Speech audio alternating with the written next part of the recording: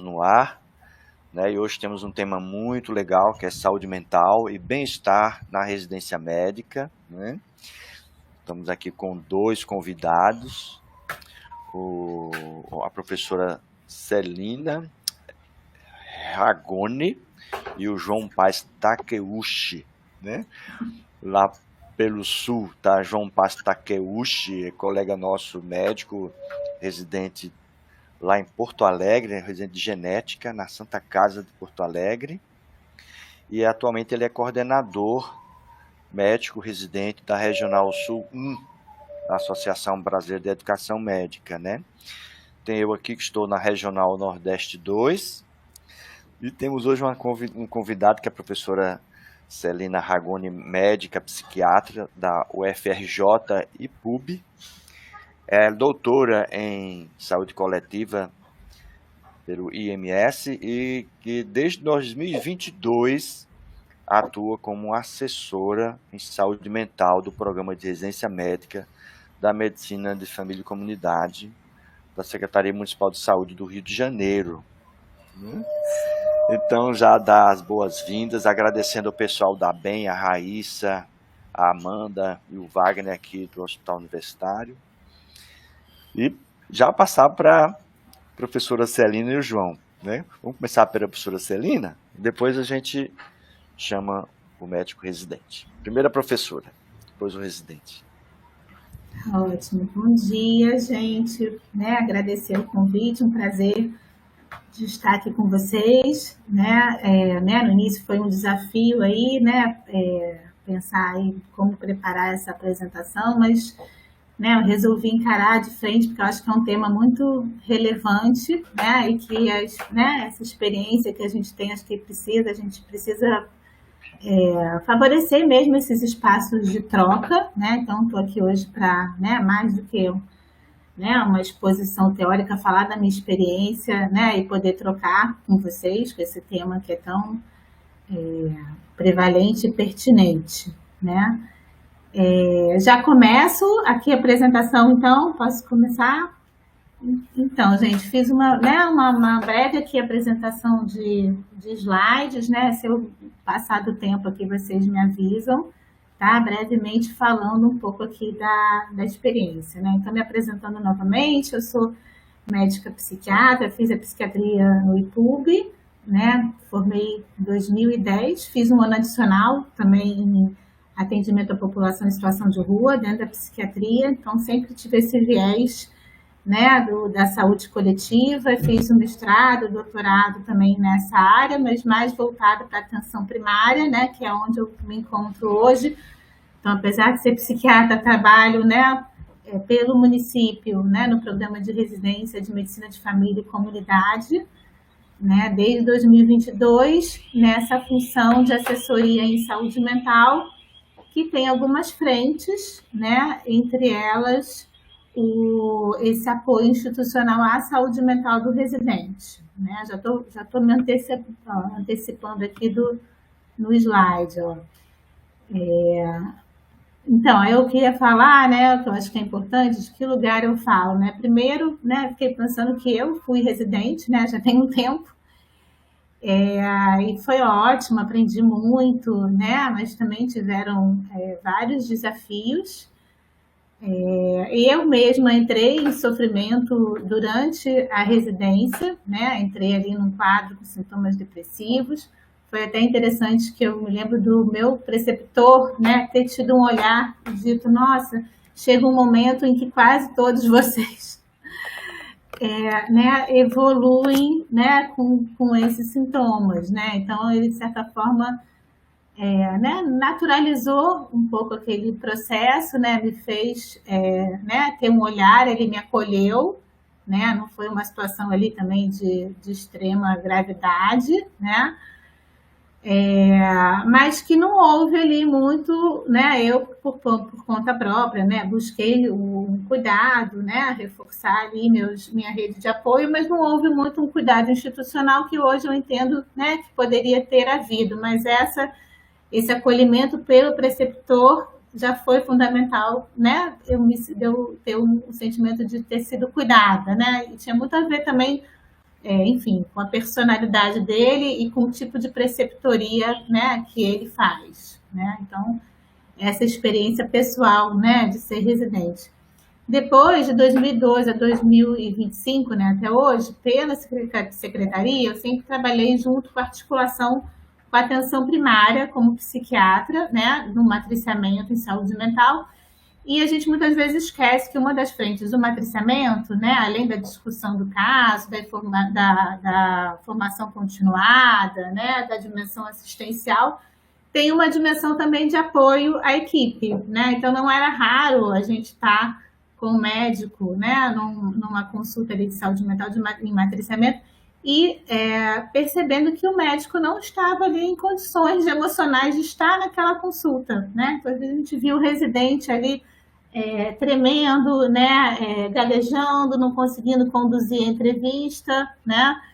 E aí a necessidade, médicos mesmo já formados, que depois que a gente concluía o matriciamento, vinham dizer que estavam com ideação suicida, que estavam precisando de apoio, e a gente, como uma referência, né, de saúde mental, abria esse cuidado, né? Então, com esse residente também, né, a gente pôde falar disso, né? Eu pude conduzir mais a entrevista com o paciente, ofereci depois um espaço para ele para uma conversa, né? Mas assim, o quanto que isso toca realmente, né, a rotina do médico e a formação médica, né? E eu acho e a importância da gente ter um olhar, né, para isso e um cuidado, né? Então a gente chegou até a apresentar ano passado, né, no congresso da UNFAC, o matriciamento, né, como uma forma de, né, no matriciamento de saúde mental, de revelar, né, esse sofrimento do residente e também de agir, né, possíveis ações frente a essa demanda oculta, né, que a gente fala que muitas vezes aparece com os residentes atendendo os casos de saúde mental, né, que eles mesmos trazem aí como uma fonte de sofrimento, né? E desde 2022, né, eu estou nessa função, como eu disse, né, de assessora em saúde mental dentro do programa. E vou explicar agora um pouco como é que surgiu essa função no programa, que na verdade é anterior a mim, né?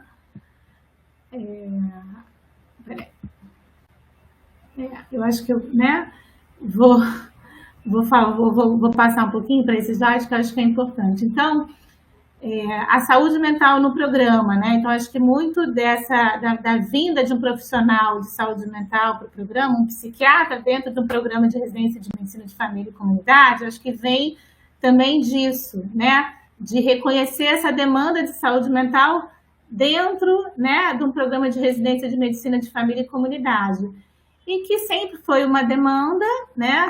Sempre esteve lá, né? Sempre houve uma preocupação também institucional nesse sentido, mas em 2022, né, teve o pico aí, né, do sofrimento emocional, né, entre os médicos, né, e entre os residentes, aí no contexto da pandemia, né, um contexto de muita sobrecarga, né, e várias iniciativas ali também de cuidando do cuidador, né? Entendendo que esse sofrimento também emocional, né, comprometia não só, né, a saúde mental do próprio residente, né, podendo evoluir aí com quadros mais graves, né, como também prejudicava a própria qualidade do cuidado, a relação com o médico, né, médico-paciente, né, podia levar a erros médicos, trancamentos, né, desistências mesmo do processo de residência.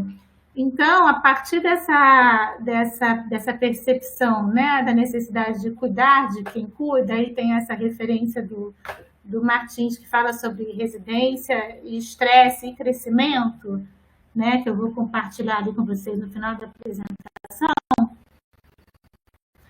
A gente foi vendo essa necessidade de medidas e ações institucionais, né, que promovessem o cuidado médico, o cuidado, né, a saúde mental do médico residente. E foi a partir daí, né, que houve, né, entre outras demandas, a contratação, né, de um profissional da saúde mental para o programa, e que parte do trabalho dele seria direcionado a esse foco, né, do cuidado da saúde mental do residente. Voltando aqui, né, e aí a gente vai falar brevemente, que eu acho que eu comecei, né, antes falando que eu falo desse viés, aí que tem o viés da minha fala, que é a prática com médicos de família e comunidade, né, mas que eu tenho a percepção, né, que eu acho que tem algo aí que vai além, né, que é universal do sofrimento do residente, né, e que passa aí por algumas questões, né, então, primeiro, né, o que a gente observa na prática, né, que é corroborado também pela literatura. O residente vive uma imersão grande, né, então muitas vezes ele vem de fora, né, são 60 horas, né, ele, né, tem mais contato ali com os colegas do que com a própria família, né, com os relacionamentos afetivos, e muitas vezes isso leva a um isolamento social e uma lacuna na vida social, né, com uma fragilização de vínculos prévios ou, né, assim, como proteção, formação de novos vínculos. Então a gente vê que aquele residente que tem uma personalidade, né, mais extrovertida, que tem boas relações interpessoais, às vezes é um momento que não, que ele se une, faz várias amizades e aquela se torna uma rede ali de apoio, né, muito importante durante a residência. Essa rotina, né, do residente 60 horas semanais acaba prejudicando, né, o cuidado com a própria saúde e bem-estar, né, que é o tema aqui do nosso encontro de hoje, né, com prejuízo do cuidado da saúde física e emocional. Então, não é incomum, preocupação, residentes que tinham histórico de saúde mental e que interromperam o acompanhamento psicológico, acompanhamento psiquiátrico, porque não tem tempo, né? Ou faziam atividade física e aí, né, agora eu estou na residência, eu preciso focar nos estudos, né? E não tem tempo. E às vezes é a partir da experiência de um adoecimento que esse modelo consegue ser revisto e a gente consegue construir, né, uma outra rotina dentro da residência que envolva, né, os cuidados pessoais. A sensação, né, a limitação do conhecimento médico, né? Então, aquela ideia de que você, né, primeiro que a gente vê que eles vêm com várias lacunas da graduação, né? Então, se sentem ali insuficientes, né, para práticas, não preparados para a prática profissional, né? E vem na residência uma forma também de preencher essas lacunas, né? E além de tudo, né, tendo que lidar com a sensação de impotência, né, do que até quando, até que ponto a gente consegue apoiar os pacientes, né? Então, tem que lidar com muitas situações limites, de extrema vulnerabilidade emocional, né, e social dos pacientes, né, que trazem um impacto nessa relação também com eles. As expectativas, a gente vê que muitos residentes vêm com uma idealização do que seria a residência, né, da prática, e, né, esses também sofrem muito quando entram em contato com a realidade, aí precisam, né, também construir um meio do caminho nesse processo, né? As inseguranças quanto ao futuro profissional, o que, né, às vezes ele está ali, mas está vendo, né, tá na residência, tem um contexto que ele tem apoio, né, tem espaços de troca, mas está vendo o profissional que já acabou a residência, né, numa situação de sobrecarga, né, então ele se pergunta como é que vai ser minha vida aqui depois, né, da residência, enfim, entre outras várias inseguranças, né? Mas a gente destacaria, né, essas questões, né? Tem até um artigo que fala disso, mas primeiro essas questões de tornar-se médico, né? Então, durante a residência que, né, você se torna médico, essa responsabilidade, lidar, né, com não saber, né, com a impotência, o impacto, né, na sua vida pessoal, que te afasta dos relacionamentos, né? Muitas vezes você perde ali o autocuidado e naturaliza esse processo, né? E questões também que envolvem muitas vezes questões locais e institucionais, né? Que eu acho que isso é algo aí que é universal, né? Dessa experiência. Esse aqui já foi. E aí, como é que começou esse trabalho, né, de apoio à saúde mental do residente, né? Então, na verdade, quem começou foi a Joana Thyssen, né, que foi até quem me indicou para estar aqui hoje, que está hoje no Ministério, né? Ela entrou em 2021, né? E inicialmente o trabalho foi feito através de acolhimentos individuais aos residentes, a maioria online, porque toda a questão do deslocamento, dos horários, né, era muitas vezes a forma de viabilizar esse encontro, e encontros coletivos quinzenais online de suporte à saúde mental dos residentes, né? O que dentro desse contexto de pandemia fazia todo sentido, né? Estava tudo ainda acontecendo ali no formato online. E entendendo também, né, que não pode ser uma prática ali isolada, né? Ela também fez busca por parcerias com destaque aí para a saúde mental do trabalhador da UFRJ, né? Uma parceria com a universidade. Essas ações coletivas, né? Então, falar um pouquinho do grupo, né? Então, era um grupo online aberto, né, de reflexão e suporte, em que, além de um espaço de escuta, né, os residentes compartilhavam os problemas que geravam sofrimento durante a residência e compartilhavam também estratégias de enfrentamento, né? Formas ali de resolução também dessas questões. O que mais apareceu, né, nesses grupos, e depois eu dei sequência por um período, que mais aparecia, né? Problemas, né, o sofrimento relacionados à pressão assistencial, né? A relação preceptor-residente, que eu acho que é algo muito importante para a gente falar aqui, né? Que eu já comecei trazendo ali a minha história pessoal. A vulnerabilidade, o contato com a vulnerabilidade dos pacientes, a violência no território, que dentro da medicina de família e comunidade, né, é muito impactante, porque, né, eles estão ali no território, estão em áreas do Rio com uma de violência importante. A falta de tempo para estudar, né, e para ter lazer, que fala um pouco daquela imersão, né, e o comprometimento aí das outras áreas, e esse sentimento de impotência e insuficiência. E apesar de ter um baixo alcance, que em média ali tinham de 4 a 10 residentes no grupo, sendo que a gente tem mais de 100 residentes aí no R1, né?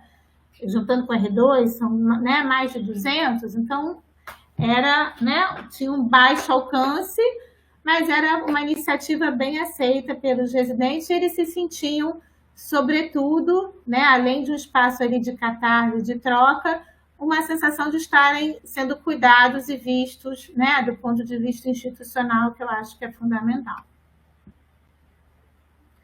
E aí, como que esse trabalho evoluiu, né? Que aí coincide com a minha entrada no programa em 2022, né? Então, a gente começa a observar um esvaziamento desse espaço coletivo, né, desse grupo online, e a gente resolve tentar trazer esse suporte para o modelo presencial através do matriciamento em saúde mental, que na época a gente contava ali, além de mim, né, de outros psiquiatras contratados pelo programa para fazerem o matriciamento das equipes com residência, né?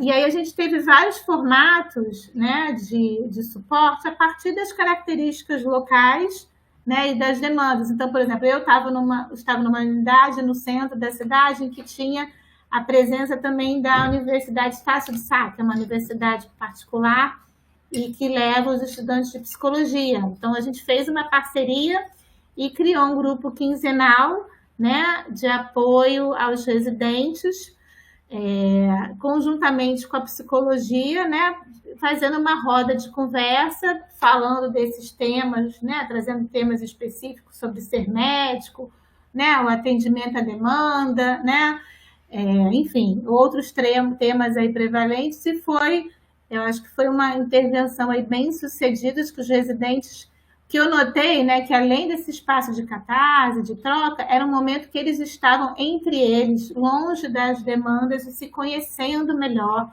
se fortalecendo como grupo, né, fortalecendo a identidade do residente, o propósito de estar ali, né, Então, acho que esse foi um aspecto importante. Teve outros matriciadores que fizeram roda de conversas com os residentes e com os preceptores, entendendo que a relação preceptoria e residente era uma questão ali importante relacionada ao sofrimento dos residentes, né? Teve o grupo Balint também, que uma das nossas matriciadoras tem a formação, né? E pôde aplicar, né, com as equipes.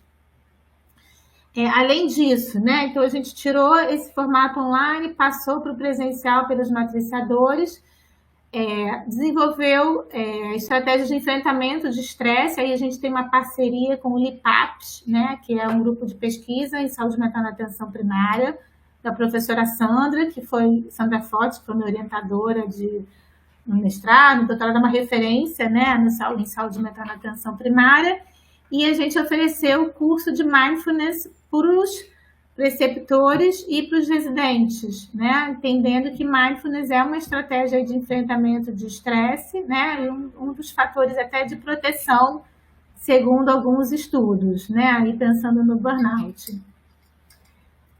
A gente também ofereceu suporte diante de eventos agudos, produtores de estresse. Então, por exemplo, teve umas situações né, de que os residentes ficaram expostos ali a uma questão de violência, né, que teve um impacto emocional, e aí a gente, né, teve uma conversa mais voltada para essa temática com esse grupo de residentes.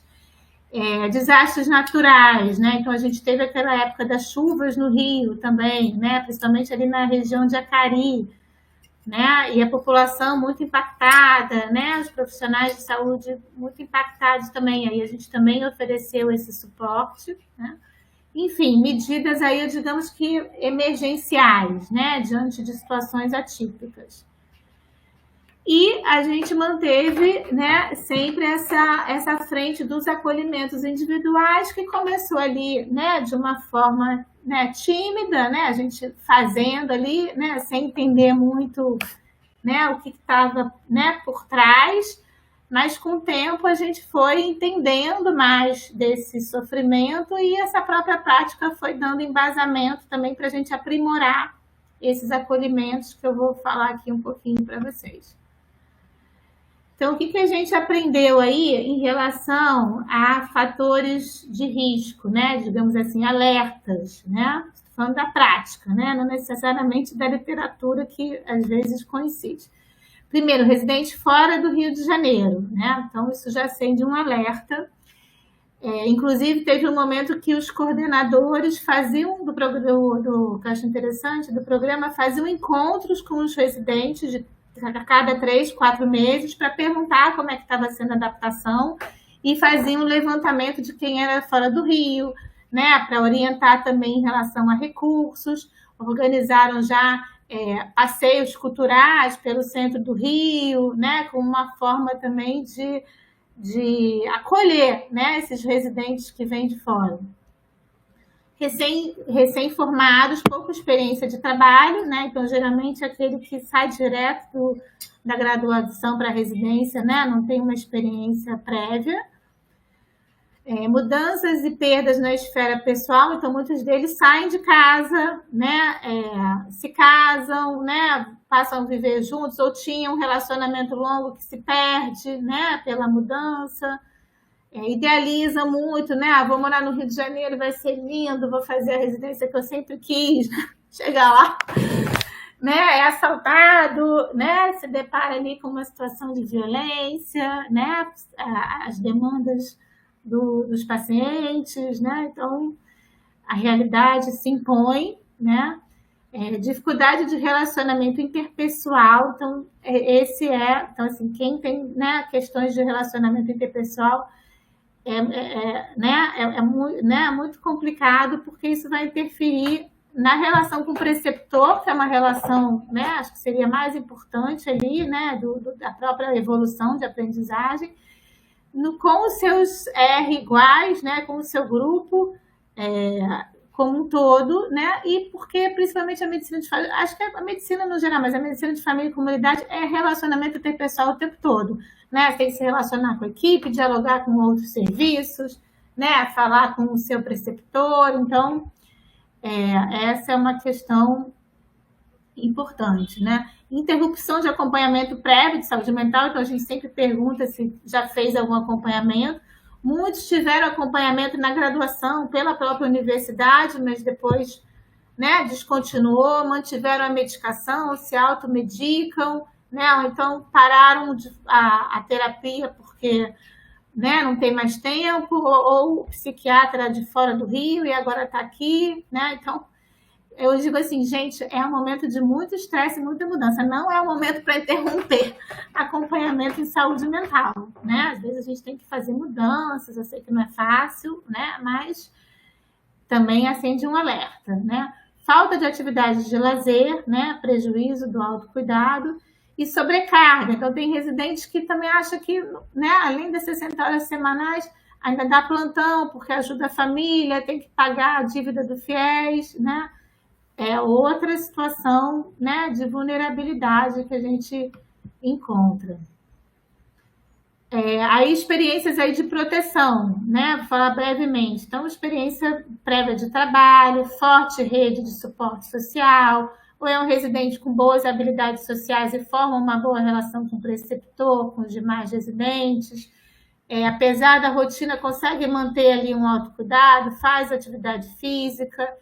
E uma questão que eu acho que é muito importante, até para a gente pensar como intervenção, eu comecei a perguntar para os residentes, assim, primeiro, como é que você optou pela medicina de família? O que te fez buscar essa especialidade, né? Porque os que já tinham tido contato no internato e que gostam e se identificam muito e querem muito se formar, isso, a motivação também é um fator de proteção, porque ele vai, né, passar por esse estresse e perceber também que ele está evoluindo profissionalmente. Olha, está difícil tudo, mas eu estou crescendo muito enquanto residente, enquanto pessoa.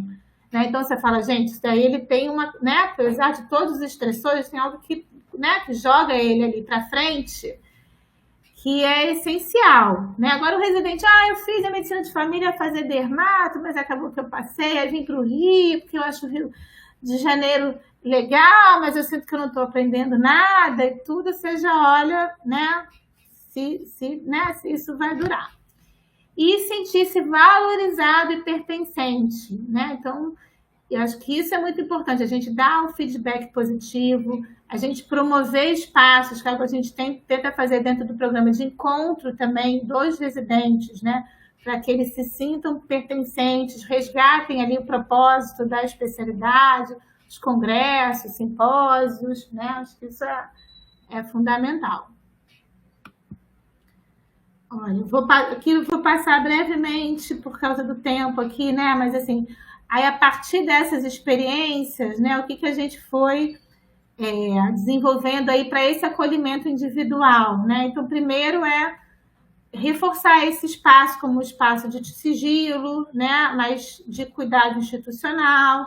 Né, levantar um pouco, né, se ele tem uma história prévia, a identificação com a especialidade, né, a relação com os preceptores, né, ver como é que é a habilidade social desse residente, como é que está a relação dele com a rede de apoio, né, se ele tinha algum acompanhamento e descontinuou, né, se tem algum fator ali de risco, né, então a gente faz uma avaliação de risco, às vezes o residente precisa se afastar, né? Então, já teve situações que a gente teve que encaminhar o residente para um atendimento de urgência ali em saúde mental, né?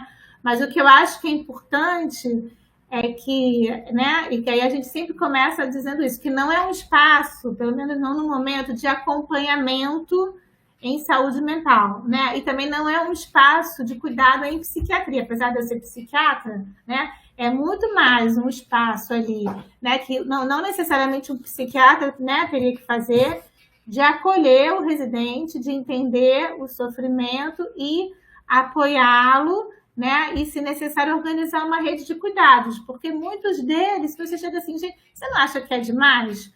Você, né, está na residência, está fazendo plantão, será que dá para reduzir essa carga horária, pelo menos agora aqui na Rio, você precisa muito desse dinheiro, né? É mesmo, né? Realmente, né? Você acha que é possível voltar para a terapia? É um bom momento para você, né, ter interrompido, né? Será que não é o momento de resgatar, né, a terapia, uma atividade física? Então, às vezes, são assim, coisas quase óbvias, né? Orientações, mas que a gente precisa quando a gente está vivendo aquela imersão, né? Ali quase meio fora né, da realidade do mundo, que alguém diga para a gente, não, olha, né, volta para a terapia, olha, fazer atividade física é importante, né? Acordar 4 da manhã para estudar todos os dias, né? Isso vai te gerar um estresse depois, né? Então, a gente, né, foi desenvolvendo, foi aprimorando esse acolhimento, né? E a partir daí, esses planos de cuidado, né? Que muito do que eu já estou colocando aqui para vocês, né? Então, se for o caso e fizer sentido para o residente, a gente pode conversar com o preceptor, né? Se a gente entender que tem uma questão ali local de dificuldade de articulação com a equipe, com o preceptor, né? Ou pensar que é um problema da unidade, né? Então, às vezes o residente aconteceu, tinha uma relação desgastada com o preceptor, né? A gente achava que não tinha mais jeito, né? Transferiu de unidade e o residente evoluiu muito bem. Então, às vezes tem uma questão da relação que está desgastada, né? E que está, né, tá impactando ali negativamente o desenvolver do residente.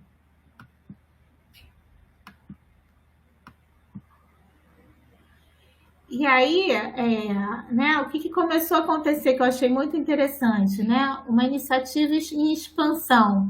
Então, além da gente começar a ter um maior número de solicitações de acolhimento, né, individuais, a divulgação também mudou, porque antigamente, eu sempre pergunto, como é que você chegou até aqui, como é que você conseguiu o contato, né?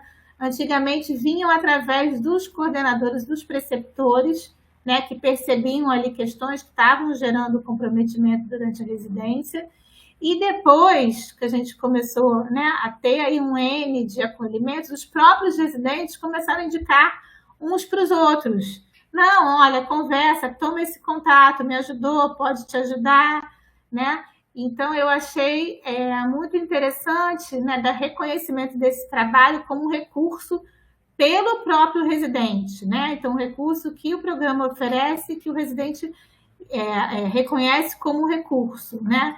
E o fortalecimento da cultura de cuidado, né? Que eu acho que isso, né, também é importante. Fortalece essa ideia de que, olha, né, você não está bem, né? Isso pode estar impactando sua prática, busca ajuda. Então, um próprio olhando para o outro, né? E cuidando aí um dos outros. Em 2024, diante dessa expansão, né, da demanda, a gente tem o núcleo ampliado, que a gente chama de núcleo de apoio ao residente. Então, foi contratado, quer dizer, já era um psiquiatra contratado para o matriciamento, que parte da carga horária dele foi direcionada ao núcleo, né, o Gilberto Leite, não sei se ele está aqui hoje, mas a gente trocou antes de estar aqui, né? Eu digo que o núcleo com 2 pessoas, né? Núcleo se topar é outra coisa, né? Que a gente pode trocar, né? Pode né, refletir sobre o que a gente está fazendo, pensar em outras estratégias, e foi de fato o que aconteceu, né? Com a entrada dele, a gente reviu o processo de trabalho, fez uma revisão também da literatura, trocou com outros serviços de apoio à saúde mental do residente, por exemplo, da UERJ, né? E ampliou aqui um pouco das atuações, que foram, né, resgate desse espaço, né, de online, né, de integração com os residentes, mas com uma proposta já de discutir temas específicos e favorecer uma prática reflexiva, né, em que o residente entenda que cuidar da saúde mental dele também é uma competência, né, do médico de família e comunidade, né, e apoio de como fazê-lo. Questões situacionais, então tiveram situações ali de violência em alguma unidade, né, que afetou a saúde mental dos residentes, dos preceptores. Ele fez uma visita, fez uma roda de conversa com os preceptores, com os residentes, né? Esse apoio também ao preceptor, porque às vezes você se dá conta de que o preceptor está adoecido, e aí se você não apoiar o preceptor, o residente não vai ficar bem. A gente diz que é quase mãe e filho ali, você tem que né, atender conjuntamente, né, ter esse olhar, né, para esse binômio, né, preceptor-residente. E suporte também para a gente, né, para algumas situações, para o desenvolvimento do próprio plano de desenvolvimento acadêmico, né, no caso do residente aí com alguma dificuldade em alguma área específica que esteja impactando a própria formação, né? Para onde vamos agora, né? Então, acho que a gente tem pela frente, né? A gente está no momento agora de tentar né, fazer com que os residentes participem mais dessa construção. Então, o que faz sentido para eles? Fazer um formulário, né? Porque isso não basta ter o serviço, né? Você está lá, é importante, você tem um serviço de cuidado institucional, mas a gente quer que eles acessem, né? E por que não estão acessando, né? Então, a gente vai fazer uma pesquisa nesse sentido. A gente está fortalecendo parcerias, inclusive com os outros programas de residência médica dentro da Secretaria Municipal de Saúde. Então, tem tido encontros, eu fui no encontro mês passado, então é uma iniciativa também, né, dentro do município. O acompanhamento longitudinal, né? Se a gente em algum momento acaba que nesse momento, até agora, com os recursos que a gente tem, né, que é parte da minha carga horária, parte da carga horária do Gilberto, a gente faz esse acolhimento inicial e, em alguns casos, um acompanhamento longitudinal ali, mas, em geral, essa longitudinalidade a gente não consegue oferecer, né? Então, se a gente vai ampliar a equipe ou ter apoios de outros instituições, né, que garantam esse cuidado longitudinal. Já teve situações, por exemplo, de residentes que eu fui do IPUB, né? Então, percebendo ali que tinha uma vulnerabilidade, uma questão específica, uma dificuldade também financeira, eles passaram a ser acompanhados longitudinalmente pelo IPUB, né? Então, a gente faz essa parceria. E o que a gente precisa aprimorar, né? O fortalecimento dessa dimensão psicopedagógica, né? Ações de inclusão, né? Então, a gente tem, né, muitos residentes que têm sido mais frequentes, né, com TEAs, né, ou condições semelhantes, né? E que aí a gente tem que pensar em iniciativas que favoreçam a inclusão, né? E o crescimento também, né, acadêmico e profissional desses residentes e as estratégias de promoção de saúde e de prevenção, né? Ampliar nesse sentido. E aqui, só para finalizar, né, então, apesar, né, de ter sido um desafio, né, inicial, né, para mim, começar sozinha esse trabalho, né, que parcerias seriam possíveis, a própria prática, o próprio encontro com os residentes, né, foi o que foi trazendo luz aí para os caminhos possíveis, né, e a gente entendendo de onde vem o sofrimento, a gente pensar em ações, né, de prevenção, entender que o cuidado com a saúde mental e essa prática reflexiva é uma competência do médico, né? Então, como é que a gente pode, dentro da educação médica, né, apoiar o residente para que ele chegue lá, né? Então, desenvolver essa cultura do cuidado. E apesar, né, de todas as dificuldades, eu, né, saio, né, muitas vezes desses acolhimentos sentindo que fez diferença, né, que os residentes também falam que é uma iniciativa tímida, né, eu diria, para dada a dimensão do problema, mas que eu sinto que é importante, é necessária e que faz diferença ali para o residente e para o programa institucionalmente, porque a gente traz esse olhar da saúde mental. E falar em residente em saúde mental, nós já passamos por essa fase, né, de residência médica, mas agora vamos ouvir um residente atual, né, que é o João, o chefe aí da ABEM do Residente, Regional Sul. Vamos lá, João. Obrigado, Celina, excelente. Mas fica aqui para ver as nossas discussões. Passei do tempo, falei, mas passei. Não, muito obrigado, Celina, foi muito bom mesmo. Eu, professor José Diniz disse, meu nome é João, sou médico residente aqui no Rio Grande do Sul. agradecer também a oportunidade, né? Essa é uma iniciativa da BEM que eu acho que vai muito em consonância com isso, né? É uma iniciativa do grupo de trabalho de residência médica. E eu acho que a nossa discussão aqui, ela não é apenas... O pessoal pensa muito na saúde mental do residente, pensa em propriamente no cuidado psiquiátrico, né? Só que nem se trouxe, é uma discussão mais ampla, né? Uma discussão que beira, para mim, pelo menos, da forma que eu entendo, praticamente uma discussão sobre qualidade de vida, né? Sim. Isso nas suas múltiplas facetas, né? Falando aqui, só fazer um pequeno adendo da minha experiência individual, né? Que teve uma fala sua que ressonou muito com uma coisa que eu percebi recentemente, né? O quanto às vezes a gente não está preparado, né? A gente residente, não está preparado para os atendimentos, como as questões mexem com a gente, né? Eu sou residente de genética e meus pacientes são pacientes ambulatoriais com condições crônicas e, de regra, ameaçadores à vida, tá? Meus pacientes costumam ter expectativa de vida bem reduzida. É uma coisa que eu sempre quis para mim, no meu tipo de cuidado. Só que eu vejo que com os outros residentes que rodam comigo, de outras especialidades, é uma coisa que afeta muito o pessoal. E como é desafiador, né? A gente vê que as coisas que a gente escolheu, a gente quis estar aqui na residência, né? A gente optou por isso, a gente se dedicou para isso. E quando chega lá, isso mexe com a gente, né? Isso é desafiador, né? Fechado esse pequeno adendo, né? Uma coisa que eu achei interessante do que você trouxe, né, da sua experiência, é essa questão institucional da coisa, né? Não é uma coisa do indivíduo, é uma coisa da instituição e que eu acho que a gente precisa até ver como uma coisa cultural mesmo, a nível de como a gente vai fazer a formação médica, né?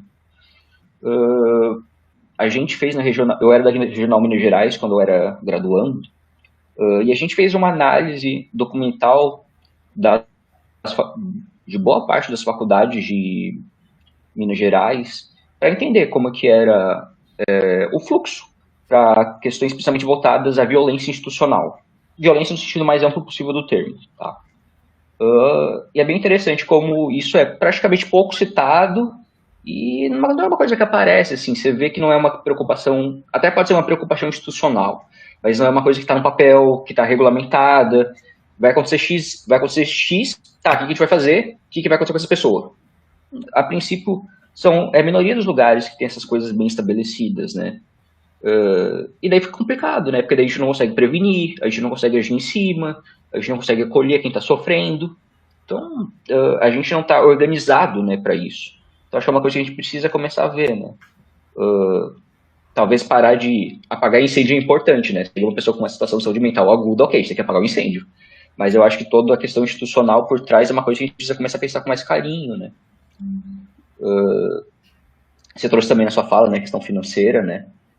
Eu, como residente, para mim é uma coisa muito impactante, né? Eu ainda venho de uma situação socioeconômica até favorável, mas é uma coisa complicada mesmo, é uma coisa que eu percebo que impacta muitos colegas, né? E são coisas que inevitavelmente são atreladas, né? Questão de carga horária de trabalho, né? Pensando nessa coisa mais ampla, por exemplo, agora nas residências multiprofissionais, né? Para quem é mais envolvido nessas coisas, né? Nos últimos 2, 3 meses, o pessoal das residências multi tem se mobilizado em prol da redução da carga horária. Enfim, toda uma discussão à parte, se isso cabe, não cabe, como que vai ser feito, se não vai ser feito, mas assim, tocaram nesse assunto, né? E assim, a gente fala de 60 horas é o que tem no papel, né? Os companheiros, os colegas das especialidades ambulatoriais cirúrgicas, a gente sabe de vários casos que não é bem por aí, né? A coisa vai embora, passa muito de 60. E como isso afeta a pessoa, né? Um dos motivos de eu ter ficado no serviço que eu estou foi justamente isso, né? Eu não sou explorado, num português bem claro, né? Isso afeta muito, né? Então é uma coisa que a gente talvez devesse tocar mais, e não no nível individual, né? O que eu vejo muito, algumas pessoas colegas meus me procuram para discutir esse tipo de coisa, e é complicado, né? Porque aí vai ficar o residente contra o preceptor, contra o programa, né? Não dá.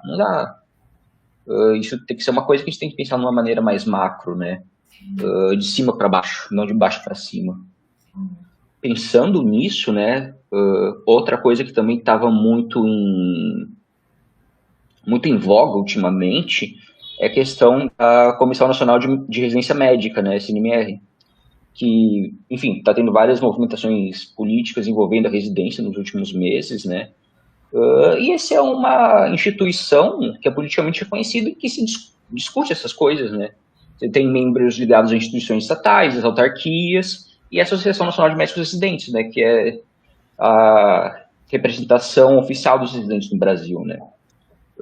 E como talvez a gente tentar, como sociedade, né, trazer esse debate a nível institucional mesmo, né. E aí, como é que vai funcionar agora? Como que a gente vai fazer isso valer? Como que a gente vai regulamentar isso? Como é que vai ser na prática? E aí, a parte instrumental mesmo da coisa, né? Porque assinar um papel que vai ser 60 horas semanais e vai aumentar a bolsa e vai ter um nível de cuidado dos residentes. Ok, dá para fazer, mas e aí, como é que vai funcionar, né? Eu acho que a gente precisa conversar muito mais sobre isso, né, na prática. E daí eu acho que isso que você trouxe da experiência de vocês é muito interessante, né? Porque na prática, como é que funciona? E aí, como é que faz? Eu achei bem legal, achei bem legal.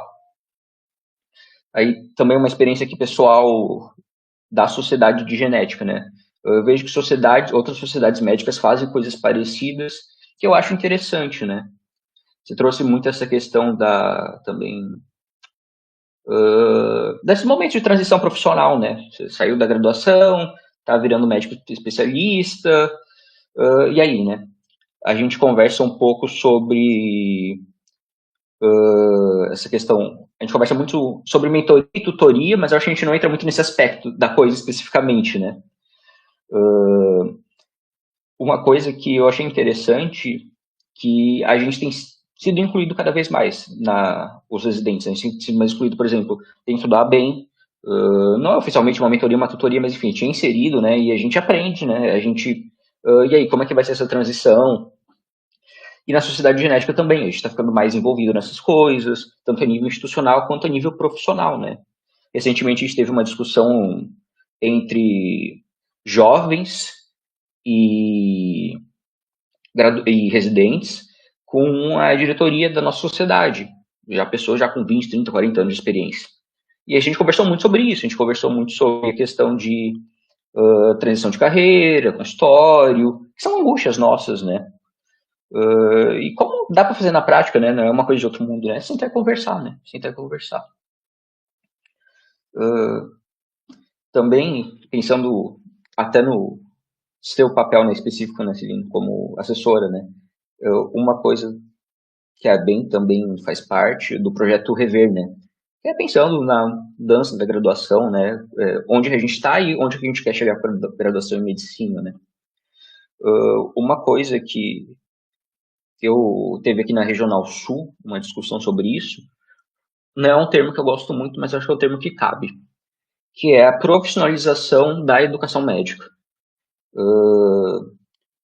Que a gente tem que se capacitar, né, como preceptor, como docente, para estar ali, né, naquele papel, né. Não é só ensinar semiologia, só ensinar a atender, só ensinar a prescrever, né. Tem toda uma questão intrínseca ao ensino que ela é muito própria, né. E é muito mais específica ainda dentro das áreas da saúde, né, porque o nosso tipo de formação ela é muito peculiar, né. Eu vim de uma outra formação, informalmente, mais da parte das humanas, e é completamente diferente, né? Então, aqui, o tipo de olhar é diferente, o tipo de metodologia tem que ser diferente, né? Tudo muito diferente. E se a gente não é treinado para isso, fica muito solto, né? E se a pessoa não tem esse olhar diferenciado, realmente não dá certo, né? Acho que você até falou, né? Podia ser até outra pessoa nesse papel, né? Não precisaria ser necessariamente um psiquiatra, né? Mas também tem poucas pessoas que têm treinamento para esse tipo de olhar fora o psiquiatra, né? Então, é uma coisa que você também precisa pensar, olhar. O preceptor, o professor, o tutor, não só na figura de ensinar a hard skill, né? Mas também tá lá por trás, né? Nesse apoio, nesse suporte. Que eu acho também a BEM faz um bom papel nisso, na formação, né? Em preceptoria, né? É um caminho, né? Então aí eu vejo que no Brasil a gente tem várias iniciativas, né, que favorecem essa promoção do bem-estar do residente, mas como você falou, meio tímido ainda, né? Poderia ser mais Ainda mais que a gente fala tanto, né, da residência como formação padrão ouro, né? Mas também tem que se fazer valer, né? Não adianta a gente largar a residência às traças, porque daí, em breve, infelizmente, não será, né? Então a gente precisa defender a residência, e defender o residente faz parte desse processo, né? Então, era isso mais que eu queria dividir com vocês, das minhas percepções como Perfeito. residente, da fala da Celina. Obrigado, gente. E legal porque cada programa tem um mundo, né? Tipo, o mundo da genética, né? Que eu não sabia dessa. A ideia da genética é assim, eu me formei em 91. Então a genética naquela época era dentro de biologia. Na época tinha 3 fibras colágeno, A, B e C. Hoje são mais de 50. Cada um tem um monte de tipos que são. Alguns são doenças genéticas, né? Então, na otorrino, não, assim, o residente entra motivado, né, que ele quer ser otorrino, e agora, recentemente, eu tive que tirar uma quinta-feira deles à tarde, porque eu mudei o horário. Então, eles estão bravos, porque ficaram com uma quinta tarde livre. Então, assim, que essa motivação, né, que quanto mais trabalho, melhor, né, e aí a penalidade para o residente é não operar. Vai ser penalizado não trabalhar, mas não vai operar até resolver tal coisa, né? Então, como o trabalho pode ser motivador, né? E ao mesmo tempo pode adoecer quando a relação entre preceptor e residente é muito difícil, né? As personalidades diferentes vai ter conflito. E se o preceptor não é capacitado em reconhecer isso, que por mais que ele se esforce, o residente não vai gostar dele, e o residente também precisa aprender também que existem diferenças de pessoas, né? E que por mais que ele se esforce, o preceptor, ele não vai gostar do preceptor, por causa dessas diferenças de pessoais, né? Então, se a gente se conhecer melhor, vai poder melhorar esses conflitos. Eu falo isso porque a diferença, né, dos programas, ela depende do serviço e das instituições. Na minha, eu não consigo fazer isso. Acolhimento, a gente já tentou, todo ano a gente tenta, mas o supervisor não libera o residente. Não, eu preciso dele, ele entrou, né, principalmente das áreas cirúrgicas, né, precisa do residente para internar os pacientes, dar alta e assim por diante. Então, que bom, parabéns aí a Recife, a Rio de Janeiro, né, que já está com esse programa, ver a experiência aí do João lá em Porto Alegre, e aqui tem a Denise, que é da ABEM, ela faz uma menção, dá para ver aí, Celina? Aqui ela faz uma pergunta aqui em cima, não é uma pergunta, ela faz uma chamada, no COBEM, o COBEM 63 em Natal, vamos debater estratégias institucionais para o suporte de saúde mental e enfrentamento às violências nas escolas médicas e programas de residências, políticas afirmativas, estratégia de permanência na residência médica, quem pode se formar especialista no Brasil e outros temas correlatos, né, além do fórum de residência conduzido pelo GT de residência médica da ABEM. Obrigado, professora Denise Erdi, pela lembrança. E a Temis, ela fala aqui, como o residente pode cuidar do paciente se não cuidar de si? O que vocês têm a falar sobre essa intervenção da Temis, Nóbrega?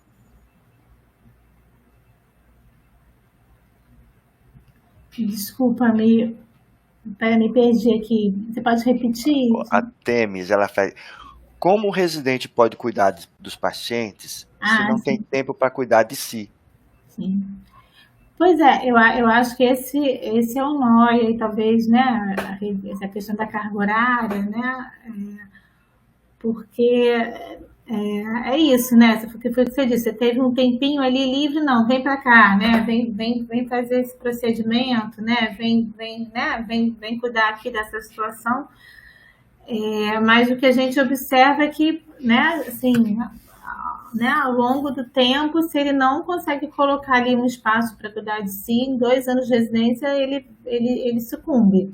Então, o que eu vejo geralmente é isso, uma imersão muito grande, né, vai com muita sede ao pote, quero aprender, né? E aí eu acho que passa também por uma cultura, que a gente tem que ter essa cultura do cuidado, e olha, você não está exagerando, almoça, você tem que ter um tempo de lazer, vamos sair, vamos, né? E aí adoece e depois, né, organiza ali toda a agenda, né, rever a vida para conseguir ter um tempo para cuidar de si, né? E essa ideia também de que eu acho que isso é algo que não tem que ser só do residente, né? Acho que tem que passar por ele, mas tem que ser um reforço, né, institucional, né, de cuidando, né, de quem cuida, né, entendendo que isso vai ser melhor, um residente que está melhor emocionalmente, que dormiu bem e tudo, vai prestar um atendimento melhor, né, vai ser um melhor residente, um melhor profissional, né, e que parte da competência, pelo menos a competência do MFC, é cuidar da sua saúde mental. Então, se você não está cuidando, você não está, sabe, você não está sendo um bom residente, né? Você não está seguindo ali o protocolo. Então, acho Perfeito. que, Eu né? tenho uma pergunta aqui do pessoal lá do YouTube da BEM. Deixa eu ler aqui para você. É da Maria Angélica, da Escola Baiana. Ela pergunta assim, ó, o NAAP, NAAPP, também acompanha os residentes. Eu gostaria de saber de Celina se a carga horária do trabalho desenvolvido compõe a carga horária da residência ou é uma hora extra, um horário extra. Sim, essa é uma questão.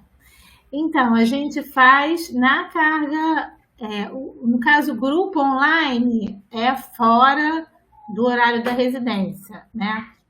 Que é à noite, né? Até o momento ali deles estarem fora das unidades, né? Porque também é isso, você dentro da unidade é difícil você conseguir entrar nesse modo, né?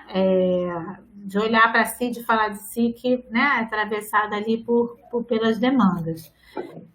Mas esse acolhimento individual, por exemplo, a gente faz num horário durante a residência, que é o horário antes da aula teórica deles, né? Então, eu já tenho terça-feira esse turno aí de 1 às 3 reservado, que é um horário que geralmente é possível para o residente, né, dentro da carga horária dele, estar nesse acolhimento, né? E até entendendo também que é necessário pedir uma liberação para o preceptor, né, desse horário para que esse encontro aconteça.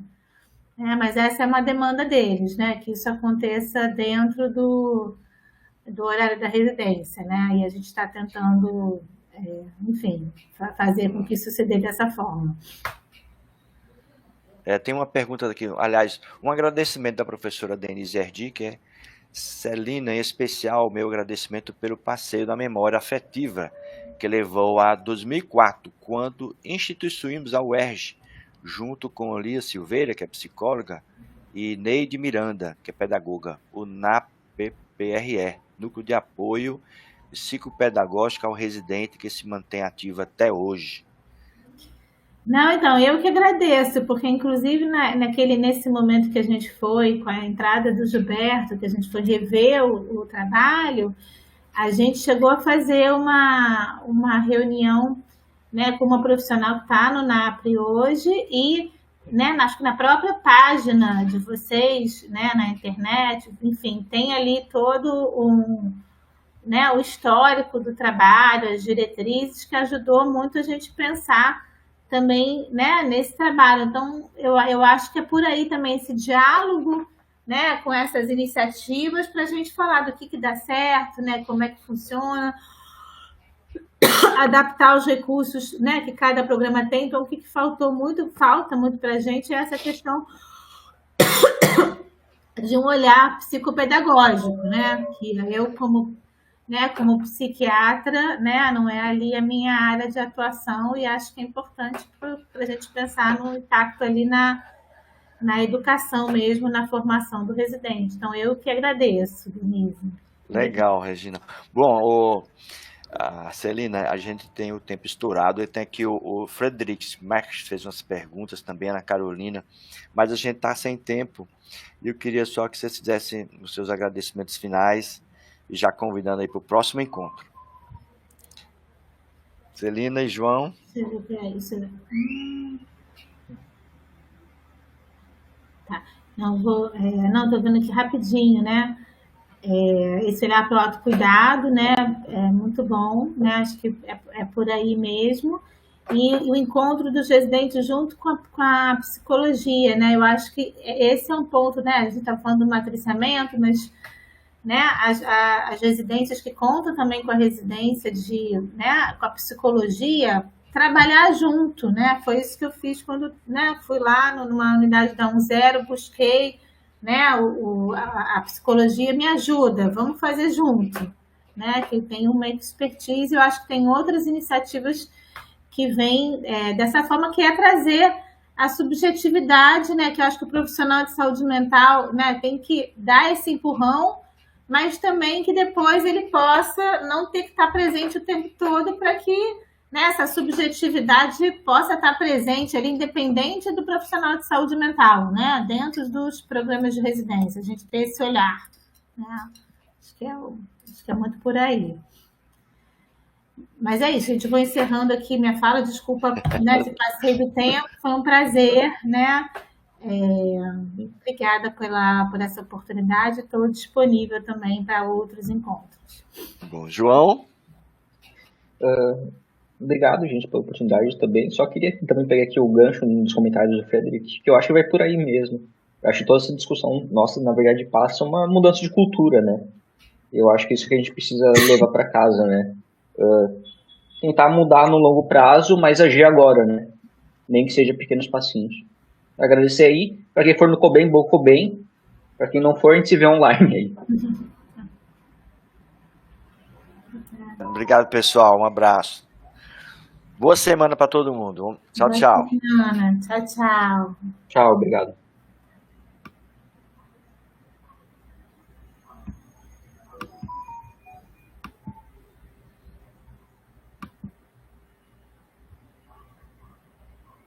Sim.